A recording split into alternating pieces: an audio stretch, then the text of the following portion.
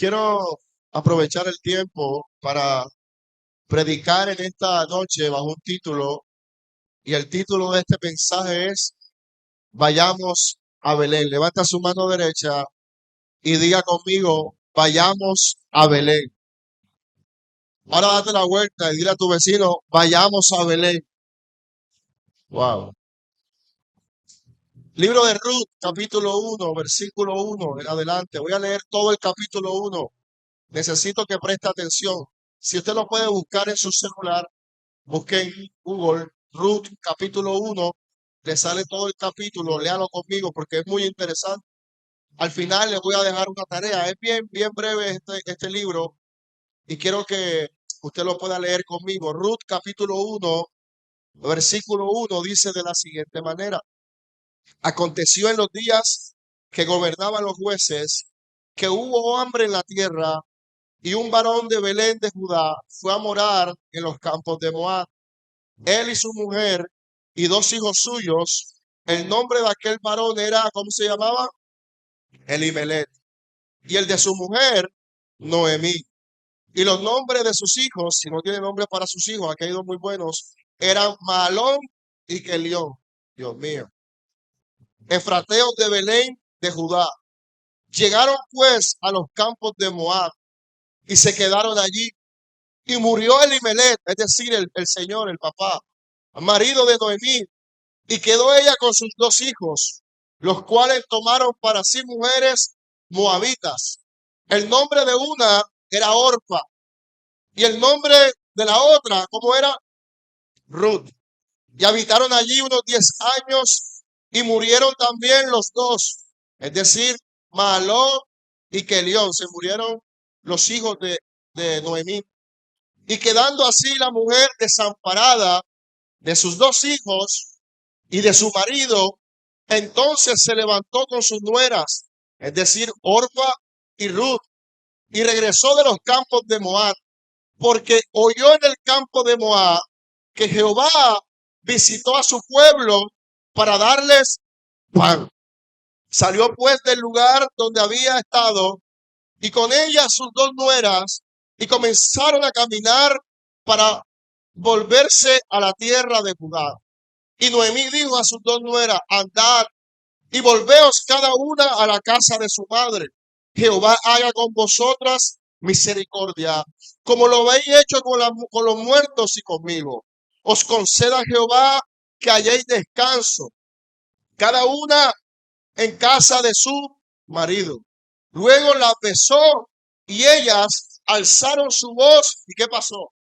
Y lloraron. Es decir, Noemí la estaba bendiciendo, despidiendo, diciendo, ojalá les vaya bien, pero yo creo que hasta aquí llegó nuestro camino. Ya mis hijos murieron, que eran sus esposos. Yo me regreso a Belén, que es el lugar donde yo habitaba, porque en Belén escuché que parece que Dios visitó a Belén y de nuevo hay pan. Les dijo, les bendigo, que les vaya bien, que se consiga, que no era esa muy actualizada, que se consigan un marido nuevo, que les vaya bien, y hasta aquí nos vamos. Entonces dice el versículo 11, perdón, el 10, y le dijeron, ciertamente nosotras iremos contigo a tu pueblo. Y Noemí respondió, hey, volveos, hijas mías, para que habéis de ir conmigo. ¿Tengo acaso yo más hijos en el vientre que puedan ser vuestros maridos? Volveos, hijas mías, e idos, porque ya soy vieja para tener marido. Y aunque dijese, esperanza tengo, y esta noche tuviese marido, y aún así diese a luz hijos, ¿habéis vosotras de esperarlos hasta que fuesen grandes? ¿Habéis de quedaros sin casar por amor a ellos? No, hijas mías, qué mayor amargura tengo yo que vosotros, pues la mano de Jehová ha salido contra mí. Versículo 14.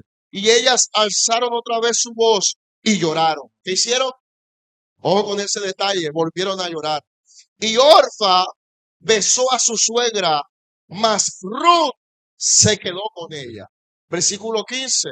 Y Noemí dijo, he aquí, es decir, a Ruth, tu cuñada se ha vuelto a su pueblo y a sus dioses. vuélvete tú tras ella. Respondió Ruth, no me ruegues. De hecho, aquí está lo que no sabían. Aquí usted va a encontrar la letra de una salsa que usted la baila allá en la troja, pero que en realidad es un versículo de la Biblia. Mire lo que dice, no me ruegues que te dé y me aparte de ti, porque a donde quiera que tú fueres, iré yo, y donde quieras que vivieres, viviré. Tu pueblo será mi pueblo, y tu Dios será mi Dios. Para los que tienen duda es, no mire, no mire, esa es la salsa. Por si acaso alguno no le ha llegado la revelación. Versículo 17. Donde tú murieres, ¿qué pasará? Moriré yo. Y allí seré sepultada. Así me haga Jehová, aún me añada, que solo la muerte hará separación entre nosotras. Vamos a dejarlo hasta ahí. Levante su mano derecha, vamos a orar, Padre, te damos gracias. Gracias por tu palabra, Señor. Tu palabra es bendecida y es vida, Señor. Que tu palabra hoy nos hable, que tu palabra nos restaure, Señor. Gracias por tu palabra y te damos el mejor de los aplausos.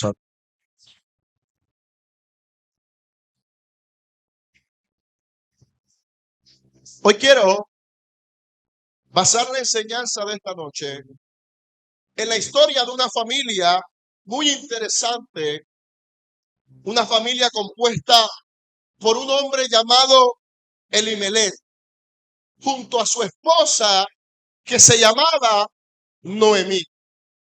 Elimelech y Noemí eran un matrimonio que tenían dos hijos llamados Malón y Kelión. Es la historia de una familia que vivía en un lugar llamado Belén. Levante su mano derecha, diga conmigo, Belén. En Belén, esta gente tenía una vida realizada. Belén era un lugar agradable, un lugar de prestigio. En Belén vivían de manera agradable. En Belén vivían de manera digna. En Belén vivían de manera maravillosa. Belén era un lugar de ensueño, con buenas casas, con buen ambiente, con muchos recursos. Belén era el lugar donde cualquiera de los que estamos aquí algún día pudiéramos vivir y quisiéramos vivir. Eso era Belén. Pero la Biblia dice que Belén fue visitada por una terrible experiencia. Y es que la Biblia dice, cuando lees el primer capítulo de Ruth, dice que Belén fue visitada por un hambre nefasta que los hizo de alguna manera vivir una angustia tan profunda, llevándolos a tomar una decisión demasiado difícil de tomar. Y fue la decisión de abandonar Belén para irse hacia otra tierra que se llamaba Moab. Pero déjame explicarte primero qué significa Belén para que puedas identificar lo que realmente está pasando con una familia que en medio de una crisis de alguna manera abandona Belén. Belén significa, ojo con este detalle, casa del pan. ¿Qué significa? Es un lugar que por su nombre y llamado debería estar siempre lleno de provisión. Es un lugar de seguridad, es un lugar de palabra, es un lugar de promesa, es un lugar donde las cosas deberían ser siempre buenas. Belén es el lugar del propósito, Belén es el lugar de la asignación, Belén representa el lugar de la plenitud. Se supone que Belén debería ser considerado un lugar perfecto donde las cosas que nosotros pudiéramos experimentar todas serían agradables y perfectas. Pero curiosamente Belén tuvo que vivir una difícil situación. Y esto me lleva a pensar una cosa. Y lo que me lleva a pensar es que hasta en los lugares correctos se pueden vivir temporadas difíciles. Te lo voy a repetir. Cuando yo veo que la familia de Elimelech y Noemí con sus hijos tienen que salir de Belén, y si alguien se les fuese atravesado y les fuese preguntado de dónde vienen, y ellos tenían que decir, venimos de Belén, seguramente al escuchar esas palabras el que preguntó no podría entender, porque ¿cómo es posible que tú tengas que salir de Belén? Si Belén se supone que es casa del pan, pero tú y yo tenemos que entender que hasta en el lugar correcto podemos vivir temporadas difíciles. Y si hay algo que debemos entender de una vez por todas, es que hasta en Belén tendremos que de alguna manera vivir necesidades. Si alguien te dijo que por vivir en Belén nunca tendrías que enfrentar necesidades, te mintieron. Porque en Belén también se viven necesidades. También se viven problemas, también se vive escasez. En Belén no todas las cosas salen como nosotros esperamos. El problema de mucha gente hoy es que cuando sus vidas son visitadas por las necesidades, deciden abandonar Belén, deciden abandonar el lugar de su promesa, deciden abandonar el lugar donde Dios abrió su boca para darles una palabra, deciden abandonar el lugar de la promesa porque idealizaron Belén, pensaron que Belén no era algo imperfecto, pensaron que en Belén todo el tiempo se iba a vivir bien, pero señores, en Belén también se viven necesidades, pero yo vengo a decirle a alguien hoy, aunque en Belén se viven necesidades, Belén es la casa del pan y es la casa de la promesa. Y si siempre será mejor estar en la casa de la promesa, aunque no haya pan, que estar en un lugar donde hay pan, pero no hay promesa. Alguien tiene que escuchar lo que yo estoy predicando. Siempre será mejor estar en Belén, aunque no haya pan, porque en Belén es el lugar de la promesa. Pero hay gente abandonando Belén por necesidades. Y siempre será mejor estar en Belén, aunque no haya provisión. Porque Belén es el lugar de la promesa. Belén es el lugar de la palabra. Y yo prefiero 1000 veces estar en Belén sin pan que estar en el lugar correcto pero sin promesa. Hay gente que tiene pan pero no tiene promesa. Hay gente que tiene recursos pero no tiene promesas. Hay gente que tiene carro, pero no tiene promesa. Profeta, yo prefiero llorar en un yate que sufrir en soledad. Pues yo prefiero vivir en soledad con promesa que estar en un yate sin promesa. Porque la promesa compra yate, pero el yate no compra promesa. En cualquier momento, por una promesa, tu vida puede cambiar. En cualquier momento, puedes pasar de ser el último a ser el primero. Alguien debió decir amén a eso. Dios mío, si va a aplaudir, aplauda. Amén.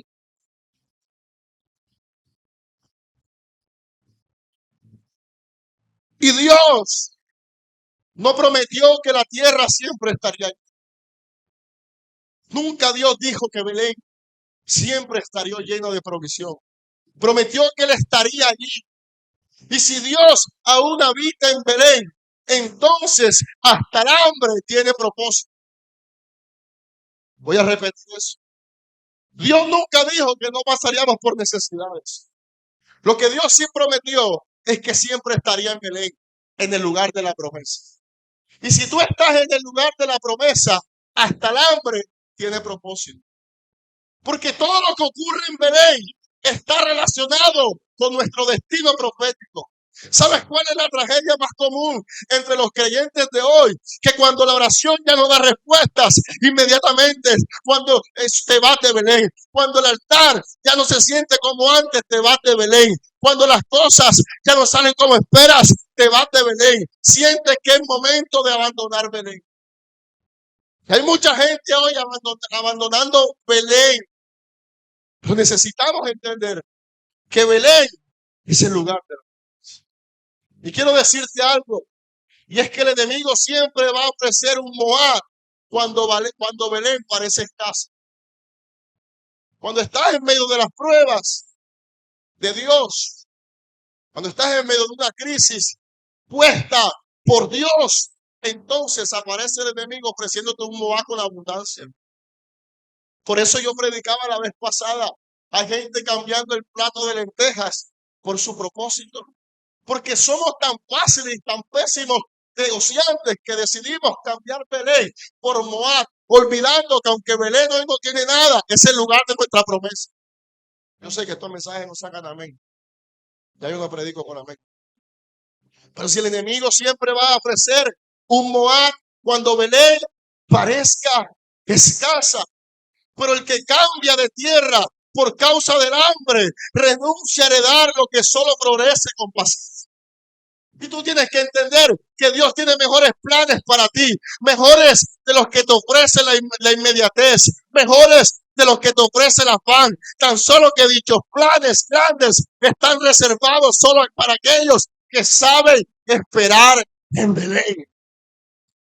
Dios tiene cosas grandes para demasiadas serias, pero dichos planes solamente están reservados para aquellos que saben esperar en Belén, para aquellos que saben que la inmediatez, que la sociedad actual, que te ofrece lo rápido, lo desechable, no tiene la capacidad de poder tener algo mejor que lo que Dios tiene para ti. Hay gente cambiando cosas grandes, eternas, por la inmediatez. Pero quienes saben que Belén es el lugar de la promesa, entienden que las promesas muchas veces toman tiempo.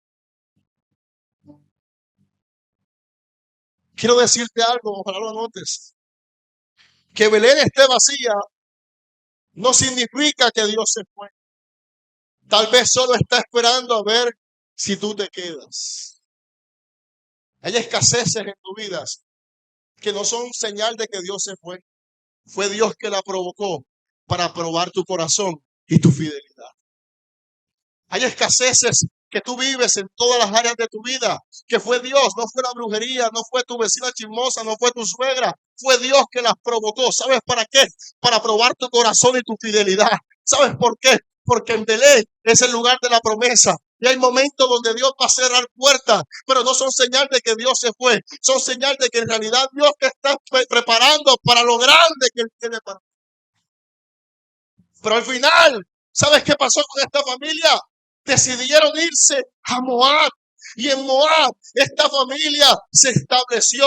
¿Y sabes qué pasó? Al poco tiempo de llegar a Moab, el viejo Elimelech se murió. Dios mío, se hubiera quedado en Belén. El hombre que había salido de Belén llegó a Moab y se murió.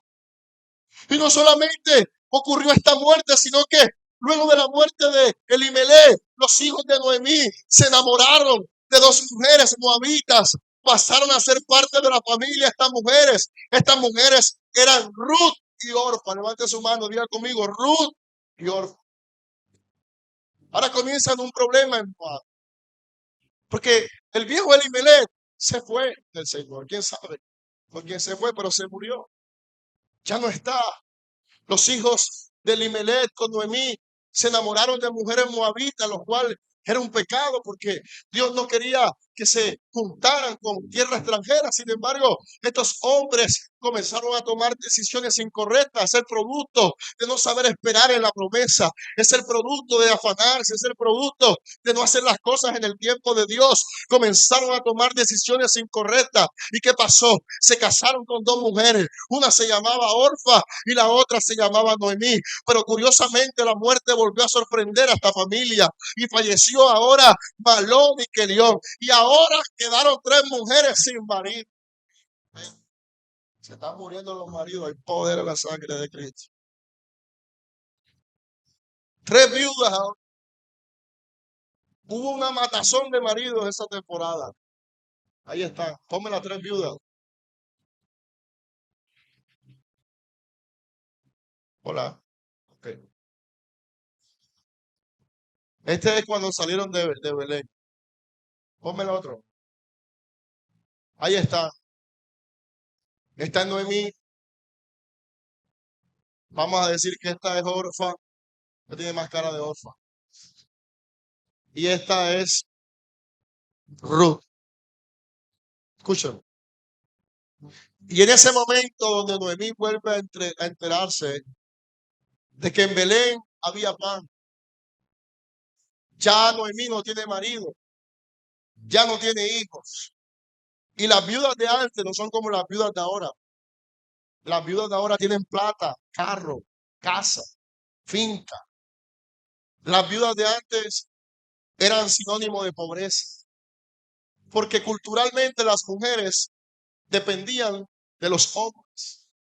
Entonces estamos frente a 3 mujeres desamparadas, 3 mujeres sin recursos, 3 mujeres que tenían que enfrentarse a la difícil situación de poder sostener su vida. Y no solamente eso, sino que si vamos un poco más allá, estamos frente a 3 mujeres dolidas, heridas, con el corazón partido porque sus parejas, sus maridos, sus esposos ya se habían muerto. Súmele a Noemí. Noemí no solamente se le murió el marido, también se le murieron los hijos. Esta mujer está angustiada, desamparada, está en su peor crisis, pero tú sabes que me estremece Dios, porque en medio de su peor crisis llega una noticia, y es la noticia que te va a llegar a ti. Y tú sabes cuál es la noticia. Le fueron y le dijeron: hey, Noemí, yo sé que estás viviendo tu peor momento, sé que estás atravesando tu peor temporada, pero en Belén hay pan para ti. Y quiero decirle a alguien hoy que quizás estás en tu peor momento, en tu peor crisis, todavía hay un pan esperando por ti. ¿Sabes qué significa esto? Significa que Dios le está diciendo a Noemí: todavía no he terminado contigo, todavía tengo promesas para ti, todavía tengo palabras para ti, todavía tengo destino para ti. Dios mío, si el de la batería me ayuda, nos volvemos locos aquí todos. Diga conmigo: hay pan en Belén. Y Noemí se enteró que en Belén había pan. ¿Qué había en Belén? Había pan de todas las clases, con queso, con arequipe, con bocadillo, piñita, ¿qué más?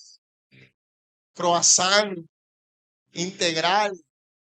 Dios mío, ¿qué es esto? Piñita, pizza, pan de ajo, de todo, había de todas las clases de pan. Pero este pan en realidad representaba proféticamente que Dios le estaba diciendo a Noemí: tengo todavía promesas para ti, todavía tengo futuro para ti, todavía tengo esperanza para ti. Sabes, Noemí, todavía no todo ha terminado. Tú dijiste: hasta aquí me llegó el diablo, ¿para qué salí de Belén? Estoy en mi peor crisis, estoy en mi peor momento. Yo no sé cómo le avisaron. Seguramente le pusieron un WhatsApp, le dijeron: prepárate, Noemí, porque en Belén hay pan. Yo me imagino que ella se paró y dijo: eso quiere decir que ni la muerte, ni el diablo, ni nadie podrá detener lo que Dios va a hacer conmigo. Yo me vine sin nada, pero hay una voz profética que me está diciendo: todavía hay pan para mí. Aleluya, alguien debió celebrar eso.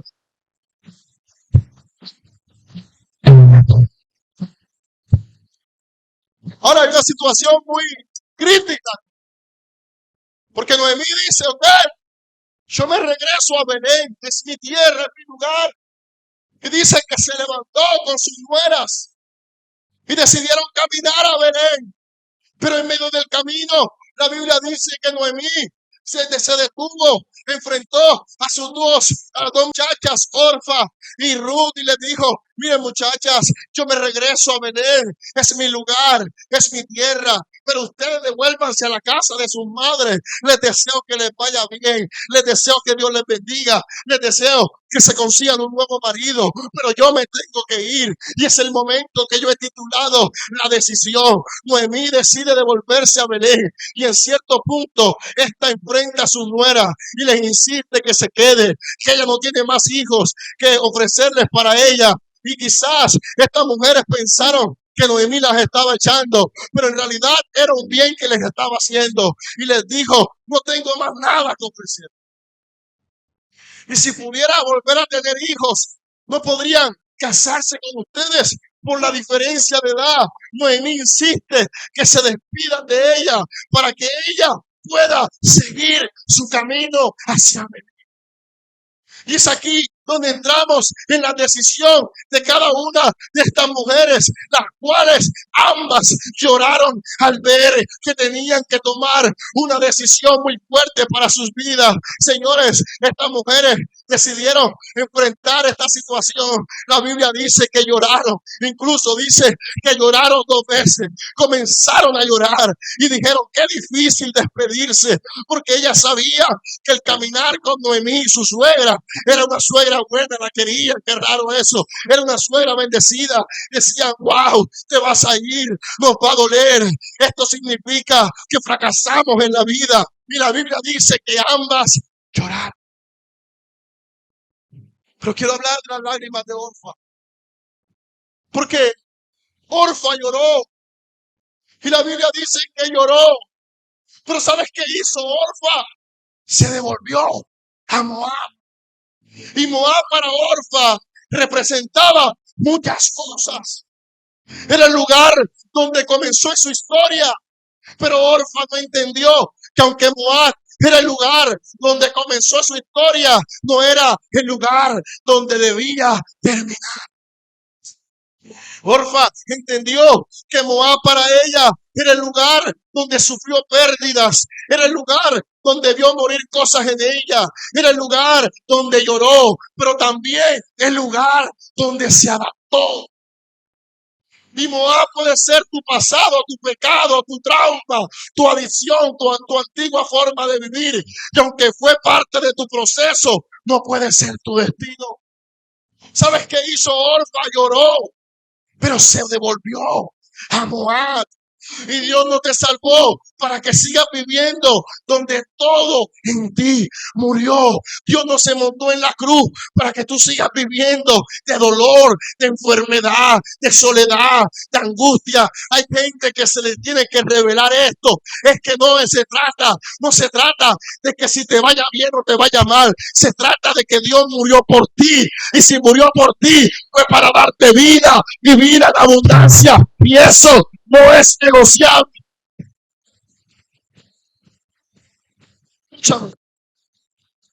Orfa sentía que Moab era un lugar cómodo para allí. Todos las conocían. Allí sabía moverse. Allí no tenía que volver a empezar. Y esto nos deja entender que la orilla emocional no es garantía de compromiso. Aquí se van a ir los amenes ahora. La orilla emocional no es garantía de compromiso. Esto es lo que pasa con muchos cristianos con mentalidad de Orfa hoy. Lloran en la alabanza, pero siguen con el mismo estilo de vida. Lloran, pero siguen viviendo en Moab. Reciben la palabra, pero no obedecen. Dicen amén a todo, pero no cambian en nada. Viste que se fue. Orfa lloró, le dolió. Pero ¿sabes qué hizo? Se devolvió a vivir como siempre había vivido.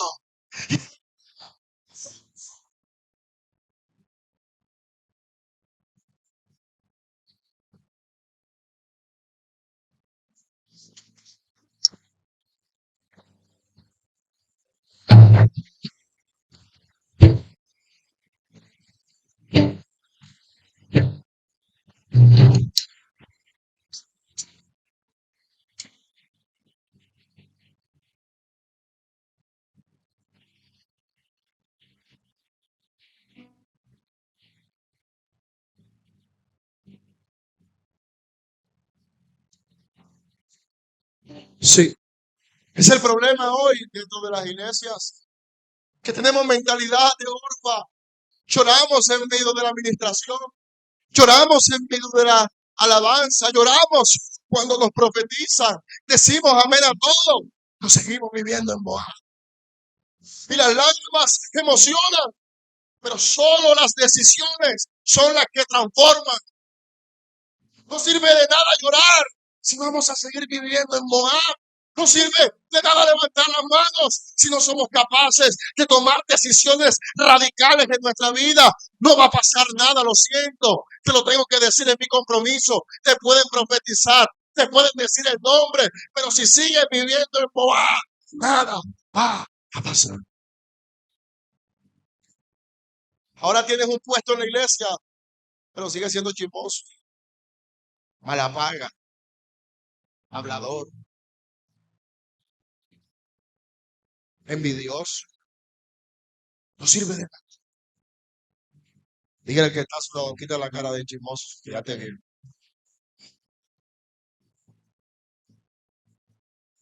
Orfa representa al creyente que se devuelve antes del milagro.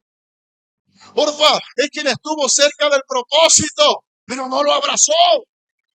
Orfa tenía la oportunidad más grande de su vida sin saberlo. Había una invitación a Belén y no la pudo aprovechar.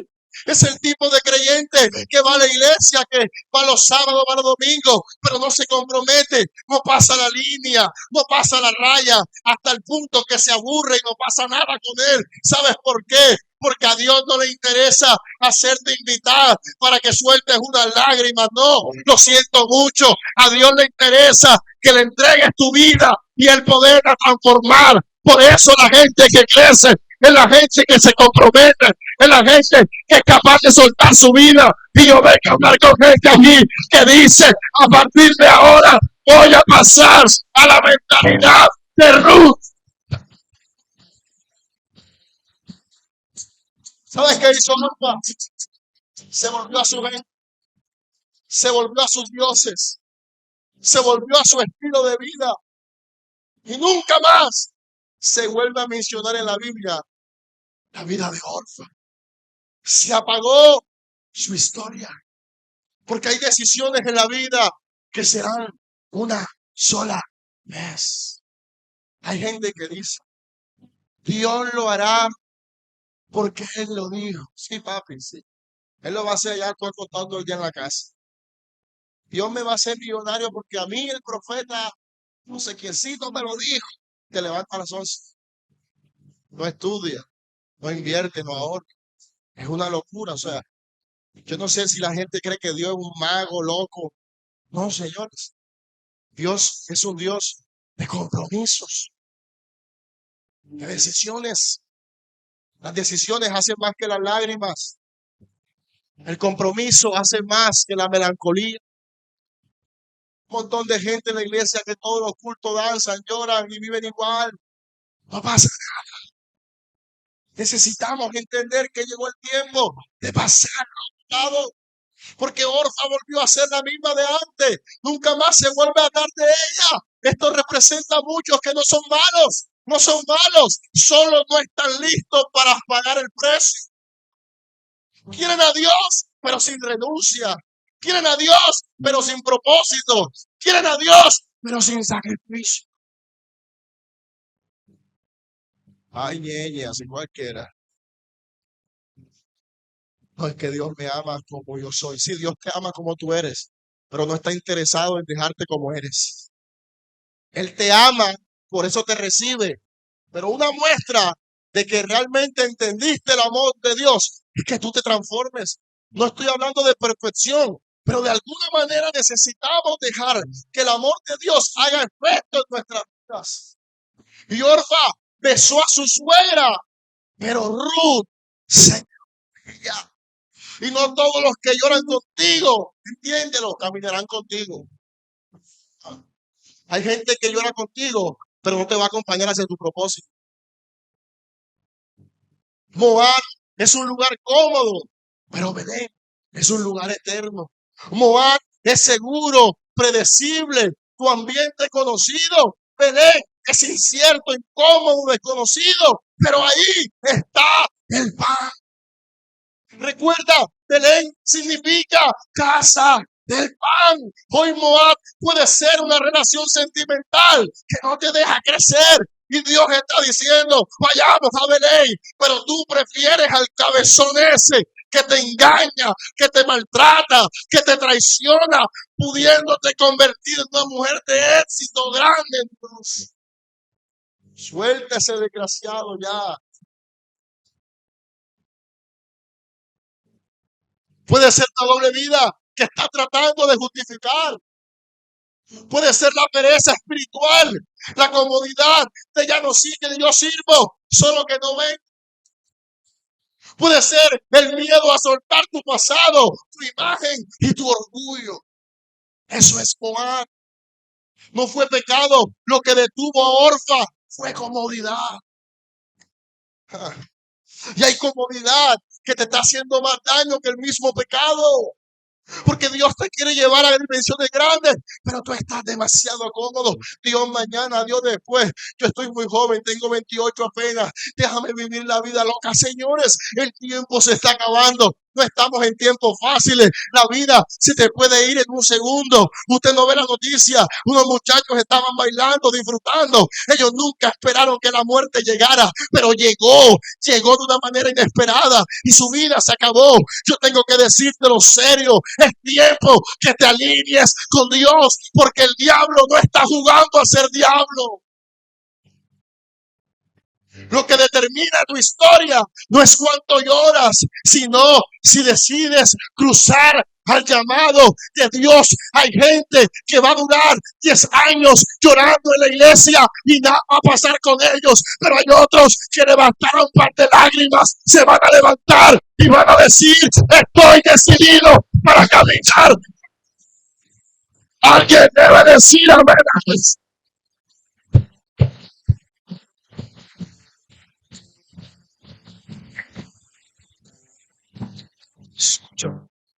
La decisión que tomes en la orilla marcará tu eternidad o tu historia perdida. Las decisiones que tomes hoy deciden quiénes llegarán lejos y quiénes seguirán en el mismo lugar. Y te tocará criticar la manera como Dios bendice a otros, porque te dará envidia, porque cuando llegó tu momento no lo supiste aprovechar. Si tu comodidad pesa más que tu llamado, jamás vas a conseguir. Si estás muy cómodo, quédese allí. Dios levantará a otro. Del espectáculo al sacrificio. La iglesia se ha vuelto una orilla de emociones. Lloramos, saltamos, gritamos, pero no cambiamos. Dios no quiere que solo seas tocado, quiere que seas transformado. Cristo no murió para hacerte sentir bien, murió para hacerte vivir bien. El que no cruza la orilla se estanca. Y lo que se estanca se pudre. La orilla es cómoda, pero no hay frutos. No podemos seguir viviendo en la orilla de lo tibio, lo emocional, lo superficial. Hoy Dios te está preguntando si quieres sentir más. Dios no te está preguntando si te quieres sentir más, sino si estás dispuesto a vivir diferente. ¿Sabes por qué? Porque Jesús no está buscando fans. Jesús está buscando discípulos. Y los discípulos no son gente que cree en Dios, son gente que le cree a Dios, son gente que camina con Él, son gente que está dispuesta a pagar el precio. Por eso Cristo dijo: si alguien viene en pos de mí, coja su cruz y sígame. ¿Cómo te puedes llamar discípulo si no estás dispuesto a levantar tu cruz? Dios necesita que te levantes como un discípulo.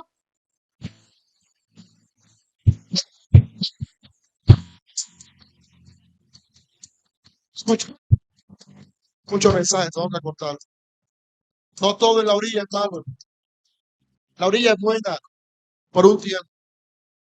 Dios muchas veces te lleva primero a la orilla para sanarte, para enseñarte, para restaurarte. La orilla puede ser un lugar de inicio, pero no es el lugar de permanencia. Dios te trajo aquí hoy, los que vinieron por primera vez, para sanarte, para libertarte, para darte propósito. Pero no te acostumbres a que ese no es tu destino final. Yo cuando llegué aquí, yo mejor ni digo por qué llegué, pero yo no pensé que yo iba a ser cristiano, ni predicador, ni nada de eso. Yo odiaba lo que yo decía: viene el pobre loco eso. A veces pienso así, pero a estoy aquí, no puedo decirlo tanto. Y aquí estoy. Y todos los que estamos aquí, que servimos, llegamos por una excusa de Dios. Profeta, y porque han crecido, porque lloraron mucho, no, por compromiso. Ahora hablemos de Ruth. Porque Ruth también lloró. Pero la diferencia de Ruth es que Ruth representa al creyente que cruza aunque no entiende todo. La invitación de Noemí era: quédate. Pero ella dijo: donde tú vayas, yo iré. Y donde tú mueras, yo moriré. Y tu Dios será mi Dios. Pero Ruth no conocía a Belén, no sabía lo que le esperaba. Una cosa es que a ti te llama un tío millonario a decirte: vente a vivir acá, que me enteré que en tu casa la cosa está difícil. Claro, tío, cómo no. Otra cosa es que te llama un tío que esté en la ruina y te diga: vente para acá, mijo, acá tengo un gallinero. Señores, la que le está haciendo la invitación es una viuda, no tiene dinero, no tiene marido, ni siquiera sabe lo que le espera. La gente como Ruth es la gente que aunque no lo entiende todo camina. Es la gente que aunque quizás no tiene garantía accede. Ruth no tenía garantía, no sabía qué iba a comer, no sabía si la iban a aceptar, no tenía promesas claras, solamente tenía una cosa: un corazón decidido, tenía fe, tenía determinación, tenía ganas de salir adelante. Y vengo a hablar con gente que no tiene nada, pero tiene fe, tiene determinación, tiene ganas de salir adelante, y a causa de eso la puerta de los cielos se va a abrir a tu.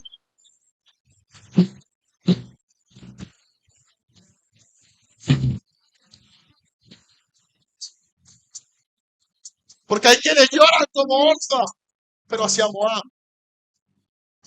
Pero hay otros que lloran el camino a Belén. Y no es lo mismo llorar mirando a Moab que llorar mirando a Belén. Porque una cosa es llorar dentro del propósito y otra cosa es llorar lejos de Dios. Y yo creo que cuando tú te conectas con Dios, hasta tus lágrimas comenzarán a cobrar sentido. Yo sé que venir a Dios no es fácil, te va a costar, será difícil, te van a señalar, te van a dudar, te van a decir cosas negativas, pero te puedo asegurar que las lágrimas de Orfa no se compararán con las lágrimas de Ruth. Una cosa es llorar hacia atrás, otra cosa es llorar hacia adelante. Si vas a llorar, llora, pero camina, avanza, cree. Alguien diga amén a eso.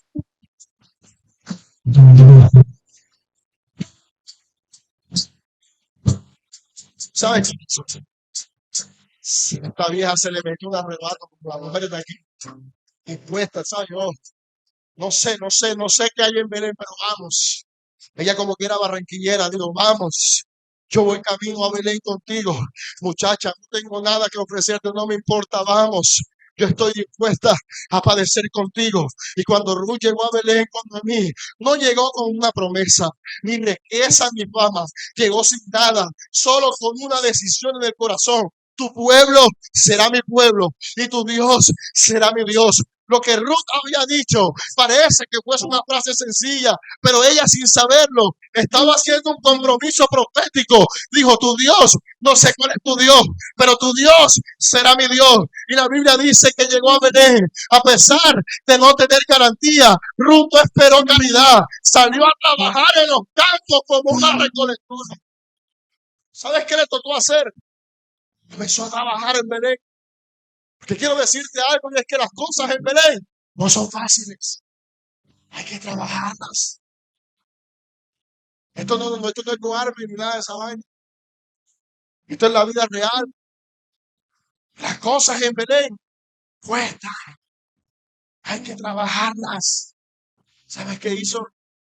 No me queda mucho tiempo. Llegó a Belén y comenzó a trabajar recolectando espigas. Había una ley, por así decirlo, en Israel, que cuando a los agricultores, los campesinos, se les caía algo de los manojos, era prohibido recogerlos, porque se creía que esa porción que se caía era Dios que la hacía caer y era representación de la misericordia de Dios. Y ese alimento que se caía de los manojos estaba reservado para los pobres. Entonces Ruth comenzó a recoger esos manojos. Imagínese usted que alguien, esto no pasaba ya, no cosechaban eso, pero era como si alguien se tirara un saco de papa al hombro y se le caían 4 papas en el camino, que a veces pasa. Esas 4 papas no las recogían Las dejaban en el suelo y los pobres las recogían y con eso se sustentaban. Y así comenzó la vida de Ruth en Belén, recogiendo migajas de otros, pero con un corazón determinado a salir adelante. Y vengo a hablar aquí con los soñadores, con aquellos que montaron un negocio, con aquellos que comenzaron con nada. Comenzaste con poco, pero con determinación. Dios te llevará a grandes niveles. Yo sé de lo que te estoy predicando. Yo lo he vivido. Comenzaste con nada, comenzaste con poco. Quizá la gente se burló de ti. Ay, ahora tú eres loco. Compraste un carrito de perro. Compraste una vitrina. Pues eso que te vieron comenzar con poco, tendrán que reconocer que Dios estuvo contigo cuando Dios te ensanche, cuando Dios te haga crecer, cuando Dios te prospere. Alguien diga, va a ver eso. Te levantas como un empresario del reino, te irá bien. Yo te estoy emocionando, estoy cansado que la vida te sienta. Yo me vengo a decir, te va a ir bien, las cosas se van a vivir bien, las puertas se van a abrir.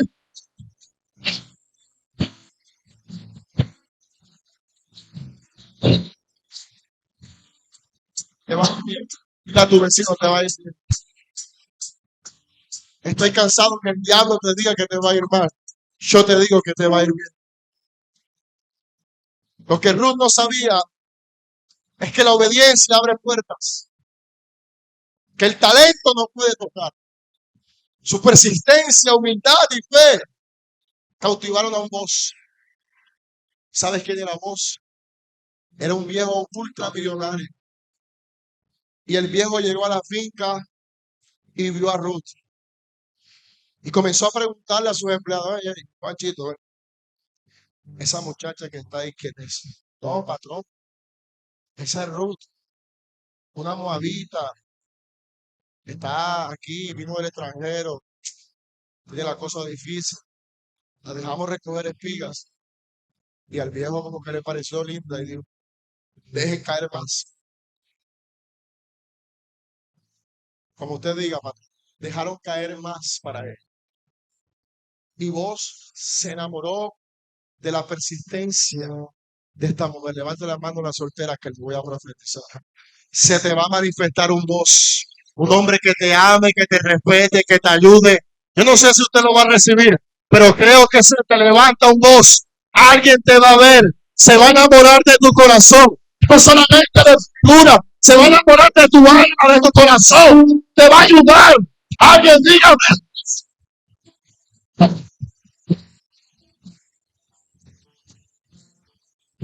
Escucha. Y el viejo se enamoró de la muchacha. Dijo, wow. La invitó a salir, la llevó para el malecón.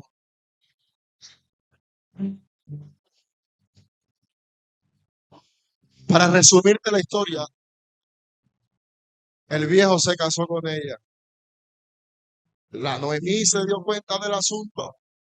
Le dijo, este viejo es familia de nosotros y por ley, el único que se puede volver a casar contigo es un familiar de nosotros. O sea que el tipo tiene todo para ser tu marido. Hubo una fiesta, Noemí, una suegra súper actualizada, le dijo, deja que se tome unos traguitos, deja que el tipo se ponga songo sorongo, deja que coma bien, ponte linda, le dijo, ponte linda, maquíllate, sí, porque si usted está soltero y no se hace el blower, está mal. Se puso linda, ella se hizo sus cejas, todo eso, se le presentó al tipo, se hablaron, ¿cómo te llamas? Todo eso, se enamoró. ¿Y sabes qué pasó? Que se casaron. ¿Y sabes qué pasó? Que la que llegó siendo pobre a Belén se convirtió en la mujer más rica de la región. ¿Y sabes qué va a pasar contigo cuando decidas venir a Belén? Que te vieron llegar sin nada, pero te verán salir con todo. Yo vengo como profeta de Dios a decirte, todavía tu vida no ha terminado. Ven a Belén, vayamos a Belén, porque en Belén hay promesa, en Belén hay palabra, en Belén hay una nueva oportunidad. Yo no sé si la vida te engañó, si alguien te dijo que no había nada para ti. Yo vengo como profeta a decirte, que te estás esperando. Hay un Belén que te está esperando.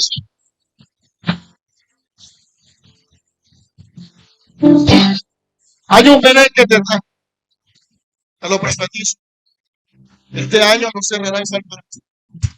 Los que te vieron caer no entenderán la gracia de Dios. Pero Dios está demandando un compromiso a ti. ¿Sabe cuál es ese compromiso? El corazón con el que tú llegas.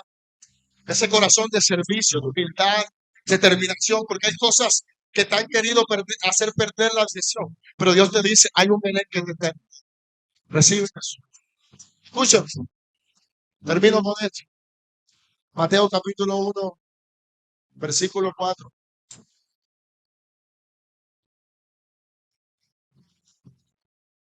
Vamos, David.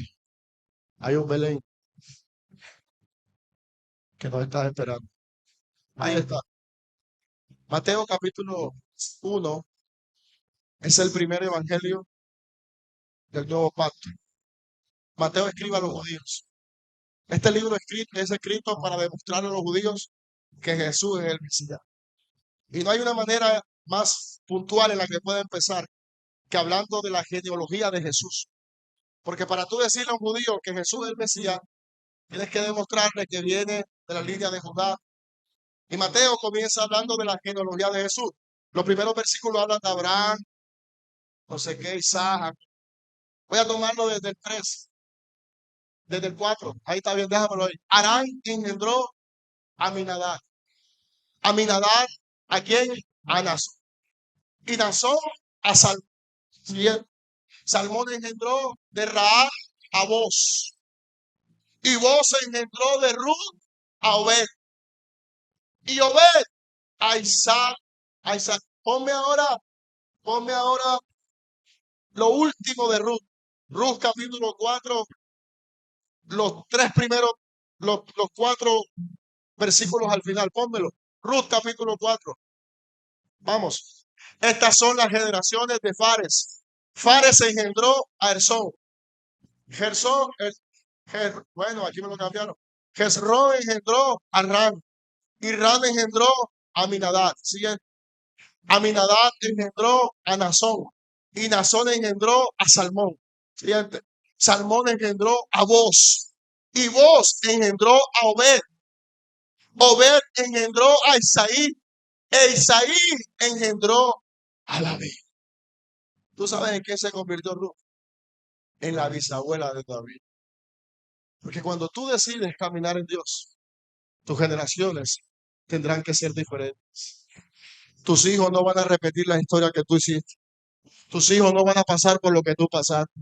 Tus hijos tendrán problemas, sí, tendrán problemas, pero caminarán en lo que Dios construyó contigo. Yo creo en el nombre de Jesús que a ti te pasará como Ruth, que llegaste extranjera sin dinero, sin nada, con las manos vacías y te conectaron con un voz que es representación de Cristo y te inyectaron en la generación de Jesús. Te tuvieron que escribir en Mateo, te tuvieron que escribir en las generaciones del Cristo, porque quiero decirte que tu historia será relevante en Dios. Alguien tendrá que hablar de lo que Dios hizo contigo, donde vas a morir y nadie se va a acordar de ti. La gente tendrá que recordar las maravillas que Dios hizo con tu vida.